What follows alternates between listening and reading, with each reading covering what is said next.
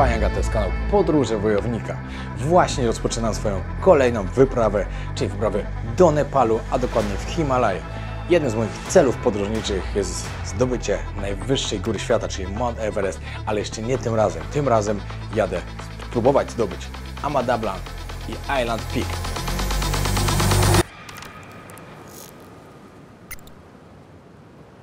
Głównym sponsorem wyjazdu w Himalaje i partnerem kanału jest marka SFD.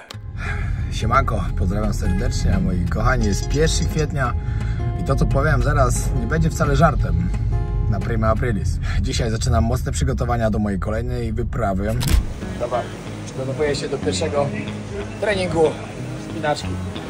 Zaczęło się, moi kochani, nie ma odwrotu.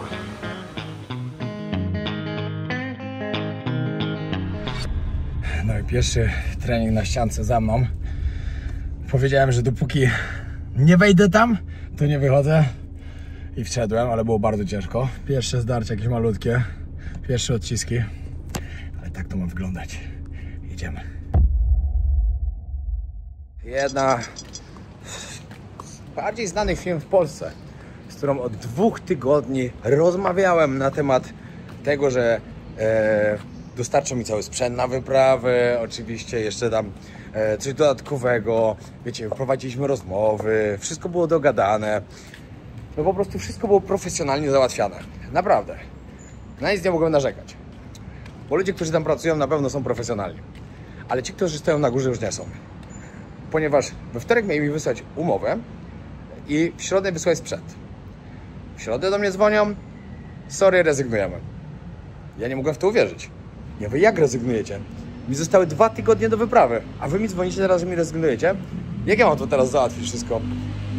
Dla osób, które nie wiedzą, albo które będą się zastanawiać, dlaczego sobie sam tego nie kupię. Oczywiście, że sobie kupię, a ja jeszcze będę musiał.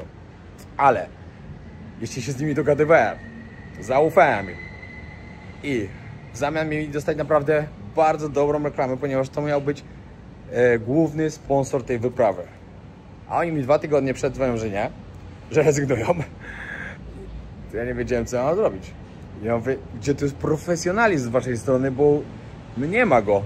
Jak można kogoś zostawić przed wyprawą w Himalaje 2 tygodnie wcześniej bez żadnego sprzętu? Sorry. Ja mówię, sorry, to w dupę wsadźcie, to wasze sorry. No i teraz kombinuję, jak to wszystko ogarnąć. Wiecie, to nie będzie jakieś łatwe, no bo oczywiście, jeśli nie ogarnę tego jeszcze teraz, lecę do Katmandu 4 dni wcześniej, biorę mojego szerpę, idziemy od sklepu do sklepu i kompletujemy sprzęt. Ale tak się nikogo nie zostawia, bo to było naprawdę mega słabe zachowanie. Nie będę mówił kto to, ale mniejsza z tym. Ale wyprawy nie odpuszczam, idę. A tym razem wyprawa będzie w Himalaje. Mam zamiar zdobyć Island Peak i Ama Dablam. Ama Dablam to jedna z najpiękniejszych i najbardziej majestatycznych gór Himalajów. Jej smukła sylwetka wznosi się ku niebu niczym strażniczka ukrytych tajemnic tych potężnych gór. Choć nie jest najwyższa, budzi ogromny respekt i zachwyt każdego, kto odważy się na nią spojrzeć. To góra, która nie wybacza błędów, ale nagradza tych, którzy okażą jej pokorę i serce. A teraz czas sprawdzić, czy jestem na to gotów. Wakacje wakacjami, ale nie odpuszczam. Mimo tego, że jestem na Malediwach, codziennie robię trening, codziennie bieżnia pod górę i to tak stromo pod górę. 35 minut za mną. Jeszcze zrobię z 30. Ale dzisiaj wystarczy. Dzisiaj miałem i tak odpoczywać. Oczywiście idę pod górkę. Góry nie wybaczają słabości, a ja dobrze o tym wiedziałem. Ama Dablam i Island Peak to miejsca, gdzie przetrwają tylko najlepiej przygotowani. Każdy trening to dla mnie walka z własnymi ograniczeniami, ze zmęczeniem, z wątpliwościami. Nie ma miejsca na półśrodki. Tu liczy się tylko pełne zaangażowanie. Także no, mocna wprawa naprawdę mnie czeka. W sumie w Himalajach spędzę około 3 tygodni. Lecę wcześniej, już zacznę lekką aklimatyzację. Nie mogę pozwolić, żeby właśnie choroba wysokościowa popsuła moje plany. No, strasznie się w głowie kręci. Wymiotować się chce. Nie jest dobrze. Jest naprawdę masakra. Przejebane jest. Mamy parę wniosków do kolejnej wyprawy, co? Zdecydowanie. Na pewno dłuższa aklimatyzacja. Cały czas głowa boli. Żygać się chce. Kamil też żygał w sumie. Ja to staram się powstrzymać też, ale jest bardzo blisko. No i na pewno ubrania. Źle się ubraliśmy trochę. Jestem właśnie teraz po godzinnym treningu cardio. Jadę teraz na ściankę wspinaczkową. Idealnie, nikogo nie ma. Pusta salka, znaczy pusta ścianka. Super, ale mnie będą ręce bolały. Wszystko założone. I zaczynam. Góra, dół, góra, dół, góra, dół. Tak 5 razy, przerwa. Zobaczymy, jak ręce będą trzymały. Wszystko się okaże. Dostałem parę podpowiedzi, gdzie popełniałem ostatnio błędy, także dzisiaj powinno być dużo lepiej.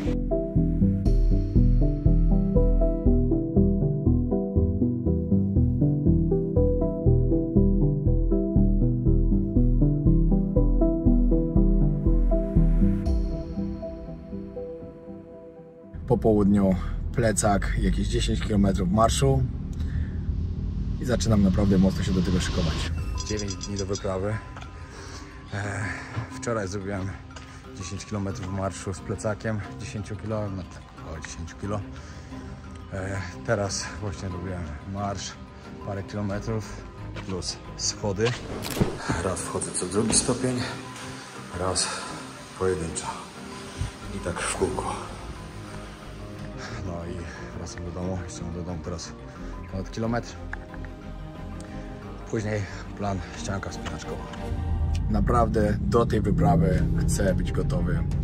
Może nie powiem, że na 100%, bo człowiek nigdy nie jest gotowy na 100% na góry, ale na tyle, żeby zdobyć je obydwie.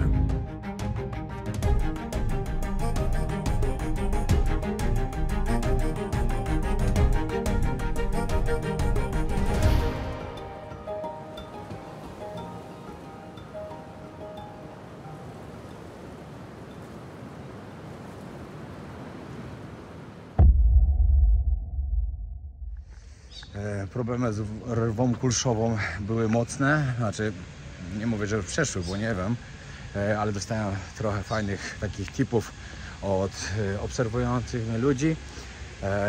Także wczoraj zastrzyk z witaminy B12, rolowanie, dodatkowo piłka jeszcze, żeby rozmasować typowo punktowo, żeby ucisk zrobić, żeby puścił ten mięsień, gorące kąpiele.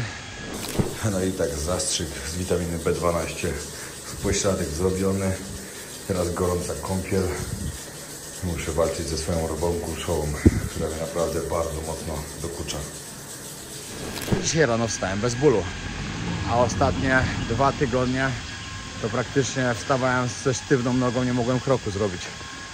Jak wiecie, zaraz jak się budziłem. Wczoraj cały dzień spędziliśmy w szpitalu, ale niestety przywiozła dengę z Malediwów, komarią dziabną. Zaraz jedziemy znowu do szpitala.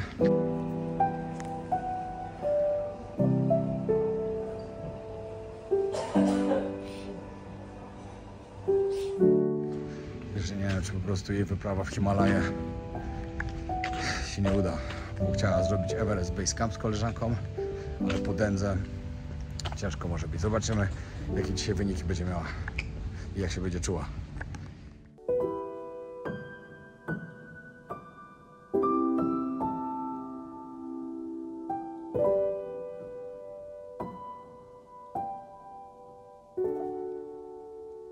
Idziemy na Rawai Boxing potrenować sobie troszkę. Przyjechałem zerwać jeszcze liście papai, świeże liście papai z drzewka. Z tego robi się herbatę i podobno to niesamowicie pomaga w leczeniu właśnie jak się ma dęgę. Także taka podpowiedź dla Was. Parę osób już mi o tym powiedziało. Kolega mówił, że na Sri Lance, właśnie Filip, pozdrawiam, że to leczy od razu.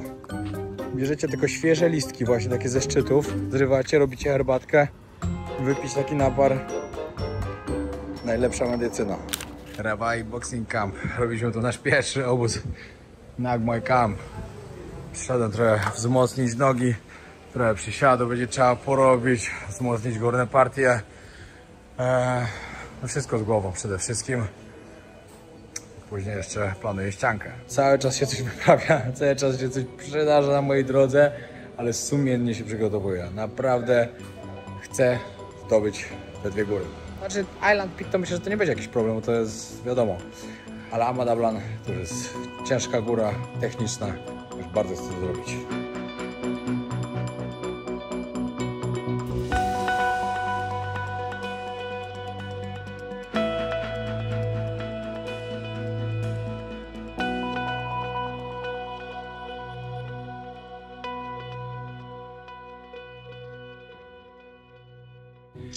No i jutro ruszam. Został 1 dzień do wyprawy. Pokażę wam, co zabieram ze sobą i to i tak jeszcze nie jest wszystko. Ja nie wiem, jak ja to zmieszczę w ogóle. No to tak, zaczniemy od suplementacji. Oczywiście cała suplementacja jest tutaj. 2 kroplówki jeszcze, żeby przed wyprawą sobie zrobić. Blendigo zabieram ze sobą. Do tej torby musi zmieścić się większość. Tutaj plecak, buty, jakieś torebki, koszulki, spodnie, rękawiczki itd. Sprzęcior do nagrywania. Enteros Gel, nowy partner kanału Podróże Wojownika, dziękuję bardzo. Uprząż, tam mata, śpiwór, kurtkę muszę kupić, kombinezon muszę kupić, tam jeszcze ciepłe rajtki, ciepłe koszulki. Wczoraj też kupiłem nowe ubezpieczenie, bo okazało się, że to, co kupiłem wcześniej, było złe. Musiałem kupić takie ubezpieczenie, które jest powyżej 6000 metrów, ponieważ będę szedł na 6800. Także muszę mieć takie specjalne. No i dobrze, że tam mi podpowiedzieli, także dziękuję bardzo. No i moi kochani, widzicie, wszystko co mam, ale chciałbym wam powiedzieć, że sprzętu troszkę dokupiłem. Kupiłem DJI Action 5. No i dobra, kupuję DJI Mic 2, oczywiście, używałem ich, bardzo dobre są. Do tego biorę Osmo Action 5. Tak będzie wyglądała kamerka. Do tego będę miał na kask przymocowanie. 3 baterie, ładowarkę, taki długi selfie stick. 4 godziny wytrzymuje podobną baterię, ale wiadomo, że w temperaturze minusowej będzie złe, ale przez to, że mi dają 3 baterie, no to spoko. Ala mi kupiła Insta360, także filmiki będą fajne. Biorę drona, będę się tam czaił, żeby sobie trochę polatać. No i co, spakuję teraz wszystkie rzeczy. Jutro 7 rano wylatuję do Bangkoku, a później do Nepalu.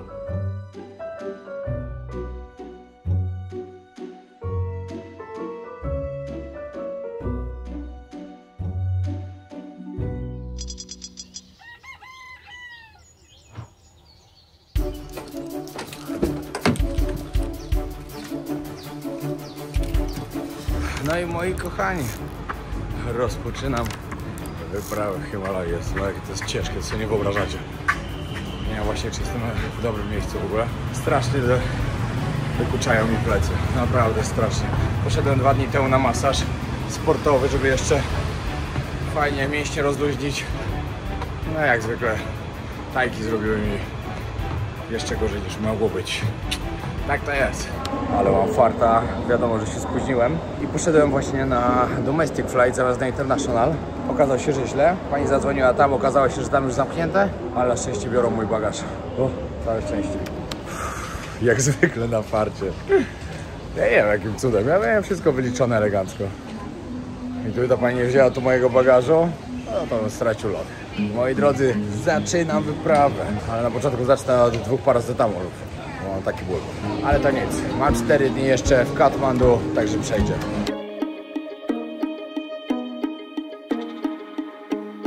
Pierwszy lot za mną. Przespałem praktycznie cały. Jestem na lotnisku Don Muang w Bangkoku. Muszę odebrać swój bagaż i nadać go ponownie na lot do Katmandu.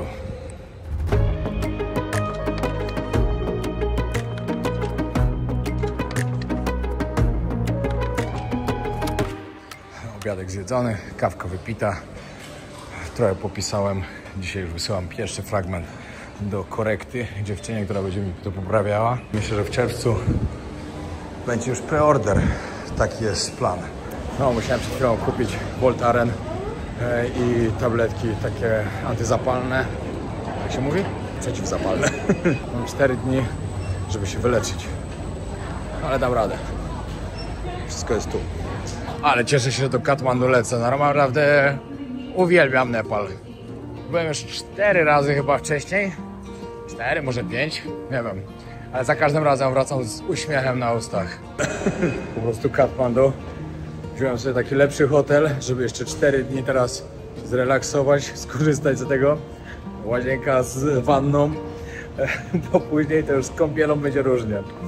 Później to już pewnie tylko mokre chusteczki, chyba że jeszcze może tak na 2-3 etapach może mi się jeszcze uda wziąć prysznic, ale to też nie jest powiedziane. Tam z tym jest bardzo ciężko, także zawsze trzeba mieć mokre chusteczki i papier toaletowy, którego nie wziąłem. Dobrze sobie przypomniałem. No właśnie wzywają na lot do Katmandu, bramka numer 3.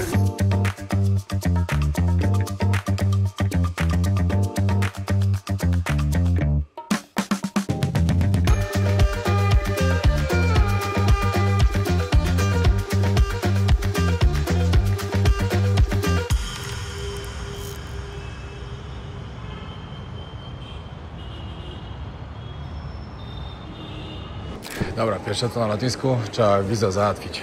Dobra, są to takie maszyny, gdzie najpierw trzeba aplikować, a później dopiero tam się idzie opłacić. 15 dni $30, 30 dni $50, a jakbyście chcieli na 90 dni to $125. No i jestem znowu po 2 latach. Siemanko! Welcome to Nepal again. Thank you so much. These are coming for me. We're going together again. To the adventure in Himalaya. No i idziemy do samochodu, zawozimy na miejsce, do hotelu i dzisiaj lekka przerwa, albo coś pójdę nagrać, jeszcze się okaże.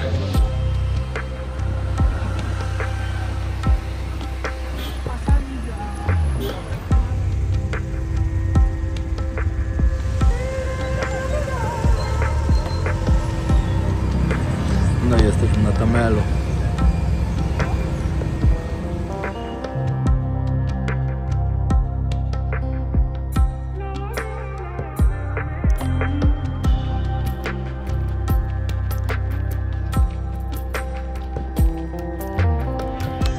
Dobra, musiałem wysiąść z taksy, bo takie korki stoi, wszystko w miejscu. Mówię, dobra, wolę się przejść, oni mi przywiozą rzeczy. Ale dobrze być w Nepalu. Wiecie w ogóle, jak wygląda flaga Nepalu? Coś takiego. Jest zupełnie inna niż wszystkie flagi na świecie. Dokładnie się patrzy na nią tak.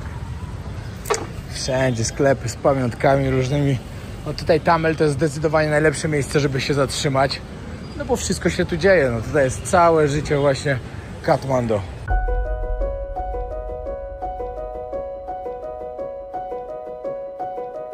Mountain Flight. Nie wiem, czy przypadkiem tego nie zrobię sobie pojutrze, żeby polecieć właśnie nad Everest.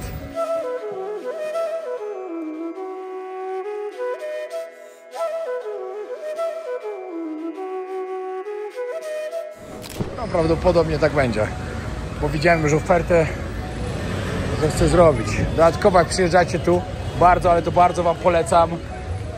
Park Narodowy, bardzo dużo nosorożców tu występuje. Jak mi tego chaosu brakowało. Kocham Tajlandię, ale jednak zawsze zawsze to czegoś brakuje.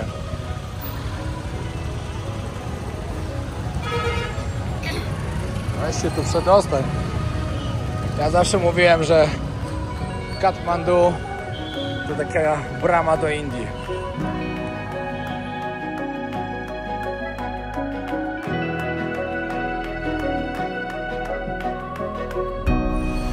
O.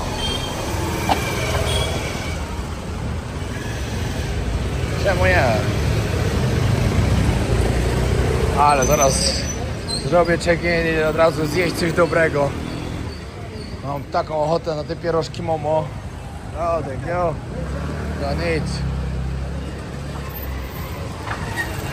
Wszędzie kable i powiem wam, że tutaj to tych kabli to jest chyba nawet więcej jeszcze niż w Tajlandii, albo bardzo podobnie. Wziąłem sobie hotel troszkę w takiej bocznej bardziej ulicy, żeby mieć jednak spokój tej głównej ulicy. No i jest dzisiaj spokój. Arushi Boutique Hotel. No tutaj hostel jakiś. Fajnie. Mój jest gdzieś tutaj. O. Od razu widać klasa.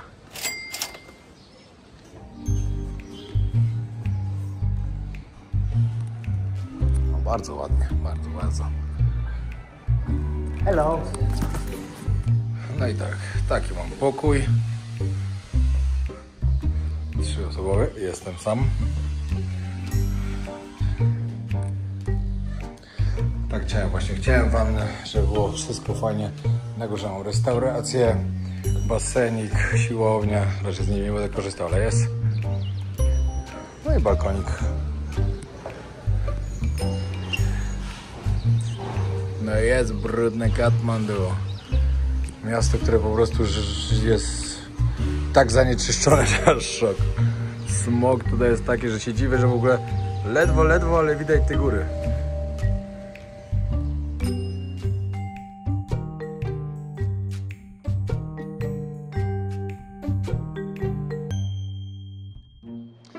Nawet kupiłem sobie selfie sticka, żeby lepsze ujęcia robić, żeby nie było tylko, że cały czas trzymam tak telefon, to że wiecie, teraz będzie tak,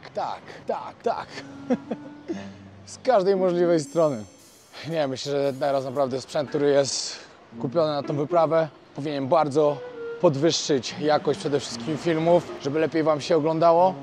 Dobra, idę gdzieś poszukać jakiejś miejscówki, znaczy idę tam na Tamel, na główną ulicę. Idę poszukać miejsca, gdzie zjem dobre momo. No naprawdę, że mam taką ochotę. Idziemy z Kisanem i z takim Kacprem jeszcze, co teraz też zszedł właśnie, namaste, co teraz zszedł z Everest Base Camp. Jest właśnie tutaj, idziemy sobie zjeść kolację jakąś, a dzisiaj spokojny dzień. Pogoda w miarę fajna, jest około 20 stopni, także nie ma co narzekać.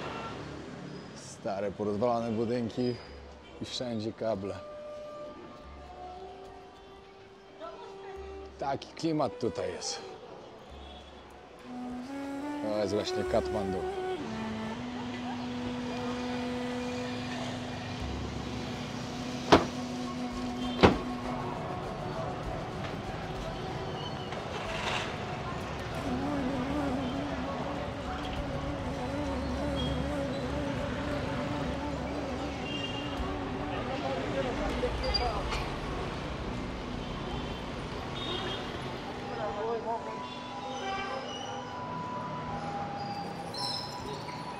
Ciekawostka o tej fladze, której musicie się dowiedzieć.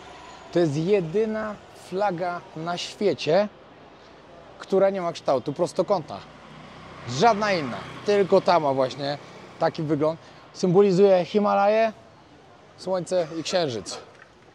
To jest niesamowite.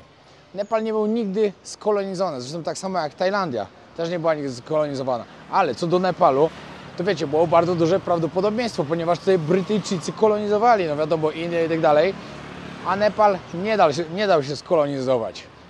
Dwie główne religie, jakie tutaj występują, oczywiście hinduizm, co jest ciekawe, hindusów jest tutaj najwięcej, no i buddyzm. Wiele osób by pewnie pomyślało, że Nepal, kraj buddyjski. Ja zresztą kiedyś też tak myślałem, a jednak nie. Przeważa tutaj hinduizm i to sporo. Nepal, kraj u stóp Himalajów i dom najwyższej góry świata. Choć niewielki, skrywa aż 8 z 14 ośmiotysięczników globu. Katmandu zachwyca zabytkami i duchową atmosferą, której nie da się podrobić. To właśnie tu, w Lumbini, urodził się Buddha, twórca jednej z największych religii świata. Mieszkańcy Nepalu słyną z gościnności, pokory i głębokiego przywiązania do tradycji. Nepal to nie tylko kraj, to serce Himalajów, bijące rytmem odwiecznej ciszy i ludzkich marzeń.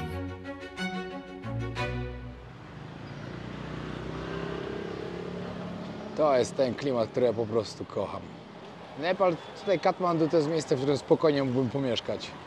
Bez żadnego problemu. No właśnie, spotkałem parę Polaków. O, cześć!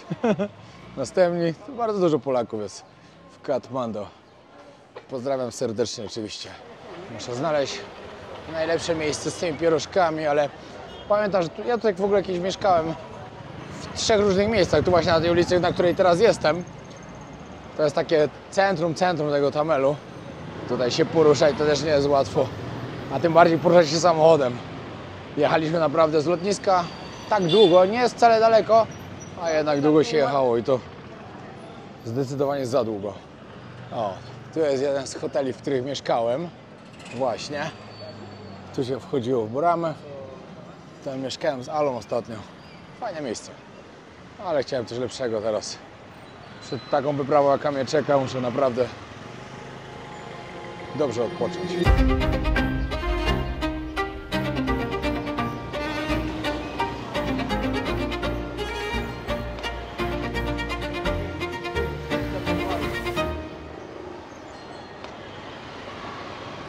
Okay, my friend, who have the best momo in this city? You. Okay, what is the most popular dishes in Nepal? Nepal. Momo is the most popular or dal bhat? Dal bhat and momo. Momo and dal bhat, both, yeah? So first, dal bhat, then second is momo. Okay, okay. I eat here 2 years ago. 2 years ago? Yeah, and it was very good. I recommend everybody to come here. Hey, let's try. Chłopak mówi, o, jesteś blogerem. Ja mówię, no tak, pokaż kanał. Pokazałem mu, no to ja mówię, no to teraz opowiadaj o pierogach. Szukałem sklepu, muszę rozmienić hajs. O, tu są bardzo dobre śniadania. Pumpernickel Bakery. Chodziłem tutaj często. Przepyszne. Muszę znaleźć właśnie sklep, rozmienić hajs, bo nie ma nawet mi widać. No, a tutaj drugi hotel, w którym mieszkaliśmy kiedyś. Też fajny. Też spoko. Mogę polecić.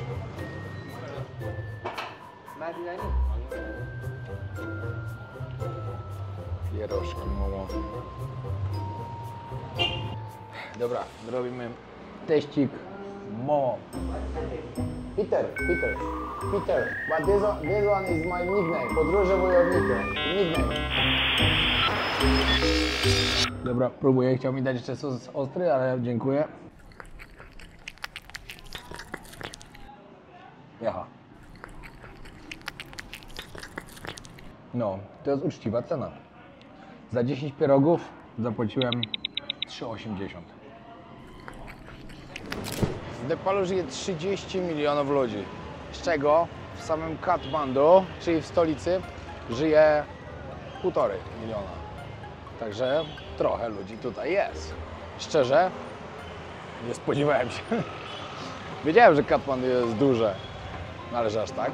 Dobrze, idę spochodzić jeszcze, idę coś jakoś trochę wzmocnić, wypić sobie matchę, bo już jest dość późno, że jest prawie 18. Także nie chcę pić kawy. Cieszę się, że tu jestem. Będę wam to powtarzał pewnie codziennie, no bo wtedy możecie zauważyć, że naprawdę tak jest. No bo tak jest.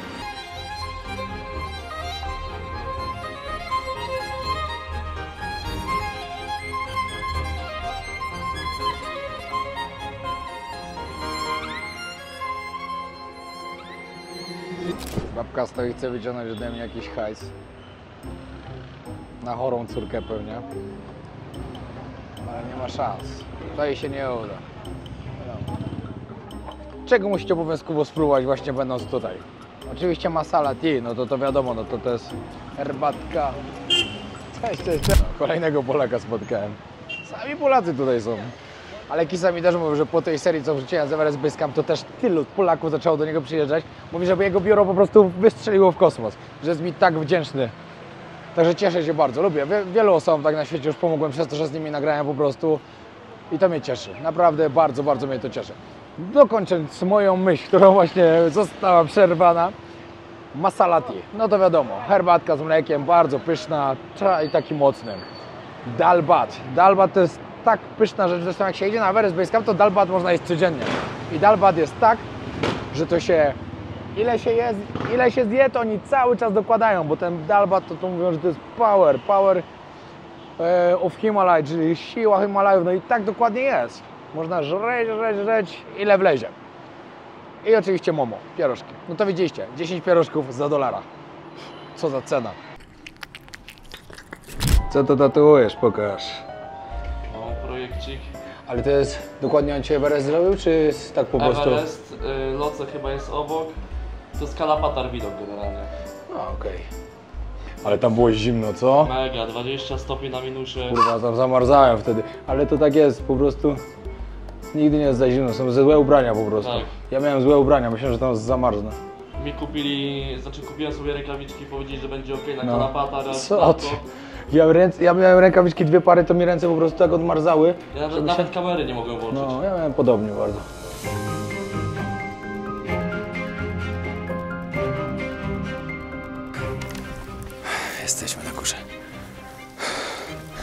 Jestem tak zmarznięty. O, daję radę bez rękawiczek. O, ale tu są piękne widoki. Za nami Mount Everest.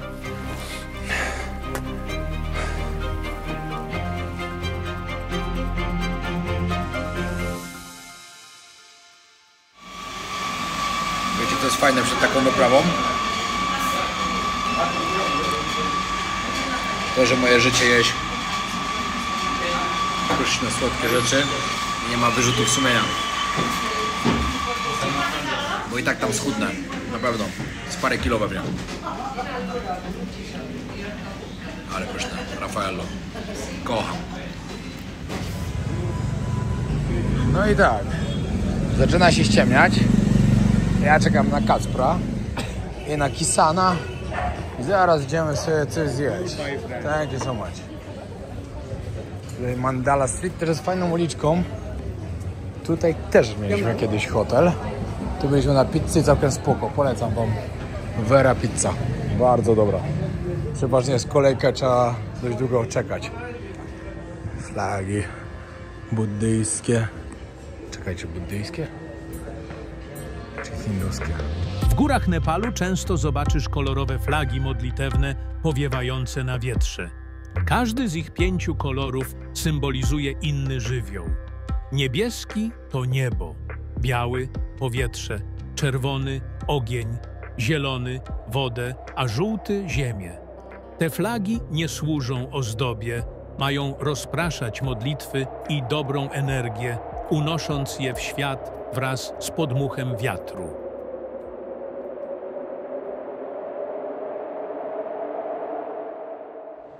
Nazywają się dokładnie Lungta. Gdzie się je wiesza? No wiesza się je przeważnie na jakichś szlakach górskich, przy świątyniach, w miejscach na przykład, gdzie są jakieś kapliczki, właśnie też w górach. Modlitwa, mantra, takie sprawy. O, shisha sobie można zapalić. Good Vibe Adventure. Idę do mojego ziomka Kisana właśnie. Kisan polecił to miejsce. Zaraz sprawdzimy. Mówi, że przepyszne jedzenie tutaj jest. Hello sir, how are you? Lokalne piwko. Piwko. Na zdrowie. Kisan, how many people coming after my video? Around 200 people. 200 people. Now you are rich man. I really recommend this guy because he was really good. Na zdrowie for you.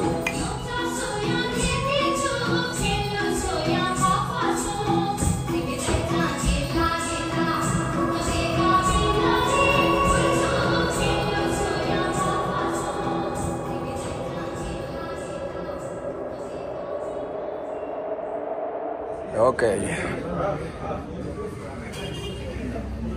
Okej, tutaj mi takiego... żeby było... Dobra, tłuszczykiem polał. Thank you so much. Dal bhat, czyli najbardziej... Nepali traditional food, dokładnie, najbardziej znane jedzenie w całym Nepalu. Coś, co wam przed chwilą o tym opowiadałem, jak szedłem, jak mówiłem o momo. Tu wszystko się po prostu wywala, miesza ze sobą i się je. Na trasie, na Everest Base Camp, jak idziecie, jak to zamówicie, dokładają wam ile chcecie. Jecie, dopóki dacie rady. No i możecie zobaczyć, przychodzą za każdym razem. Yes, please. I przychodzą i dokładają za każdym razem. It's okay, it's okay. Yes, please. Tego jecie po prostu, ile macie siły, tyle zjadacie.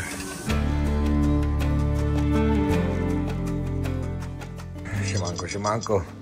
Dzisiaj pogoda nie rozpieszcza. Teraz tak się już poprawiło. Od rana padał deszcz. Wstałem, tu była taka mgła tutaj, że naprawdę nie było widać budynków tutaj przede mną. Kolejny dzień w Katmandu. Od rana zajmuję się książką. Idę teraz do jakiejś kawiarni sobie usiąść i piszę dalej.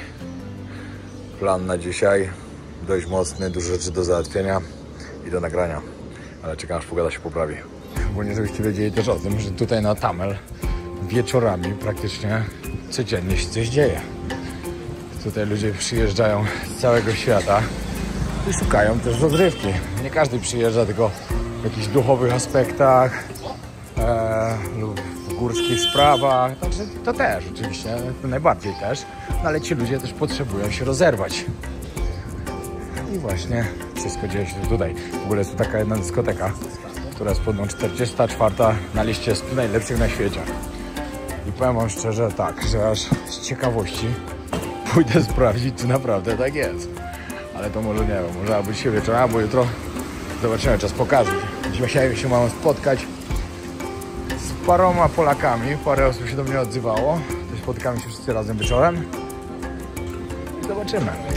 A ja, moi drodzy, zakończę już ten odcinek. Dziękuję bardzo, że oglądaliście. Pamiętajcie, to pierwszy odcinek z mojej wyprawy w Himalaje, gdzie naprawdę cel mocny. Zobaczymy. Bardzo mocno się przygotowywałem do tego, żeby mi się to udało. Będę starał się, żeby to zrobić, ale też nie za wszelką cenę. Pamiętajcie, góry nie wybaczają. W górach każdy błąd może kosztować bardzo dużo. A ja chcę żyć. No, oczywiście żyję. Ale zobaczymy. Będę próbował na pewno. Dzięki wielkie, że oglądaliście. Pamiętajcie o tym, że bardzo mi zależy, żeby zdobyć 1 000 000 subskrypcji w tym roku. Także wy możecie mi tylko w tym pomóc. Zostawcie suba i zapraszam was serdecznie na kolejny odcinek. Jeśli pod tymi odcinkami zbierałoby się po 10 000 łapek do góry, byłoby naprawdę świetnie, ze względu na to, że te odcinki będą wtedy lepiej promowane. Także zostawiajcie łapki i komentujcie. Pozdrawiam. Głównym sponsorem wyjazdu w Himalaje i partnerem kanału jest marka SFD, suplementy diety najlepsze na rynku. A ty, jeśli chcesz otrzymać zniżkę, użyj kodu WOJOWNIK10. Zapraszam serdecznie i polecam suplementy wojownika.